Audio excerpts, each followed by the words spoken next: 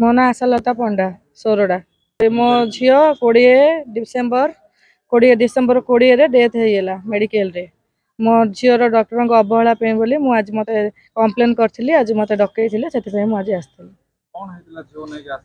ମୋ ଝିଅକୁ କିଛି ଖାଲି ଖାସ ଟିକେ ଥଣ୍ଡା ଟିକେ ହେଉଥିଲା, ଆଉ କିଛି ହେଇନଥିଲା। ଆଉ ଖାସ ଥଣ୍ଡା ହେଉଛି, ପିଲା ମେଡ଼ିସିନ ଖାଉନି, ବିଜାର କରୁଛି ବୋଲି ଆସିଥିଲି ମେଡ଼ିକାଲରେ ଦେଖେଇ। ଇଞ୍ଜେକ୍ସନ ଗୋଟେ ଦୁଇଟା ଦେଇଦେଲେ ଭଲ ହେଇଯିବ ବୋଲି ସାର୍ଙ୍କୁ ଦେଖେଇଥିଲି 19 ତାରିଖରେ। ସାର୍ ଇଞ୍ଜେକ୍ସନ ସକାଳେ 2ଟା ଉପରବେଳା 2ଟା ଦେଇଥିଲେ। ଆଉ ଗ୍ୟାସ୍ ଟିକେ ଦେଇଥିଲୁ, ସକାଳେ ଟିକେ ଉପରବେଳା ଟିକେ। ଆଉ ଥରେ ସେଦିନ CBC ସ୍କର୍ବ ଆଉ ମ୍ୟାଲେରିଆ ଟାଇଫଏଡ୍ 4ଟା ଟେଷ୍ଟ ହେଲେ ଲେଖିଥିଲେ, କରିଥିଲି। ତା ବାସି ଦିନ ଆଉ ଥରେ ମେଡ଼ିକାଲ ଆସିଯାଇଥିଲି 20 ତାରିଖରେ। ମେଡ଼ିକାଲ ଆସିଲା ପରେ ସକାଳେ ସାର୍ଙ୍କୁ କହିଲି ପିଲାର ଥଣ୍ଡାଟା କମିଯାଇଛି, କିନ୍ତୁ ଆଉ ଇଏ ହେଉଛି ତାକୁ ମାନେ ଖାସରେ ଯେଉଁ କଫଟା ବାହାରୁଥିଲା, ଆଉ କଫଟା ବାହାରୁନି ବୋଲି ସାର୍ଙ୍କୁ କହିଲି। ସାର୍ ଆଉ ଗୋଟେ ଇଞ୍ଜେକ୍ସନ ଏଡ୍ କରିକି ସେଦିନ ସକାଳେ 3ଟା ଇଞ୍ଜେକ୍ସନ ଦେଲେ। ଆଉ ତାପରେ ମୋତେ କହିଲେ ଯେ ତମେ ବଡ଼ଗଡ଼ ଯାଇକିରି ଟିକେ ଛାତିର ଏକ୍ସରେ କାଢ଼ିକି ଆଣ। ଛାତିର ଏକ୍ସରେ କାଢ଼ିବାକୁ ମୁଁ କହିଲି ସାର୍ ବର୍ଷା ହେଉଛି ଜୋରେ, ଆଉ ମୁଁ ବଡ଼ଗଡ଼ ଯିବିନି, ଏଇଠି କାର୍ଡ଼ ଦେବି ପ୍ରାଇଭେଟରେ। ନାଇଁ ସାର୍ କହିଲେ ନାଇଁ ତମେ ବଡ଼ଗଡ଼ ଏକ୍ସରେ ଆଣ, ସେଇଟା କ୍ଲିୟର ଆସୁଛି, ସେଇଟା ଦେଖିବି।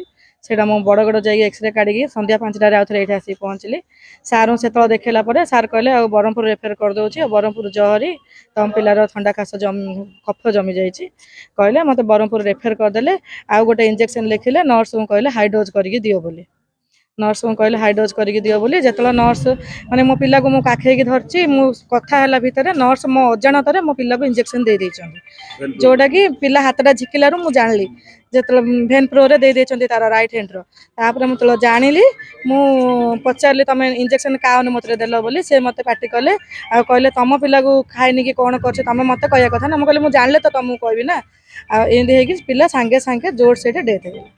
ହଁ, ଚିକିତ୍ସାର ଅବହେଳା ନାହିଁ। ମୋ ପିଲାଟା ଯେତେବେଳେ ସିରିୟସ୍ ହେଇଗଲା, ମୁଁ ସେତେବେଳେ ସାର୍ଙ୍କୁ କହୁଛି, ମୁଁ ବାରମ୍ବାର ସମସ୍ତଙ୍କୁ ଚିଲେଇ କହୁଛି। ଯେତେବେଳେ ଇଞ୍ଜେକ୍ସନଟା ଦେଇଦେଲେ, ନର୍ସ ସେ ରୁମ୍ରୁ ବାହାରିକି ପଳେଇ ଆସିଲେ। ସେ ରୁମ୍ରେ ଷ୍ଟାଫ୍ କିଏ ରହୁନାହାନ୍ତି ଇଞ୍ଜେକ୍ସନ ରୁମ୍ରେ। ମୁଁ ନିଜେ ମୋ ପିଲାକୁ ଅକ୍ସିଜେନ୍ ଲଗେଇଲି, ମୁଁ ନିଜେ ଅକ୍ସିଜେନ୍ ଅନ୍ କରିକିରି। ତେଣୁ ମୁଁ ଯେତେବେଳେ ଡକ୍ଟରଙ୍କୁ ଡାକନ୍ତୁ କହୁଛି, କିଏ ହେଲେ ଡକ୍ଟରଙ୍କୁ ଡାକି ଦେଲେନି। ଆମ୍ବୁଲାନ୍ସରେ ମୋ ପିଲା ଡେଥ୍ ହେଲା ପରେ ଡକ୍ଟର ଆସିକି ଦେଖୁଛନ୍ତି।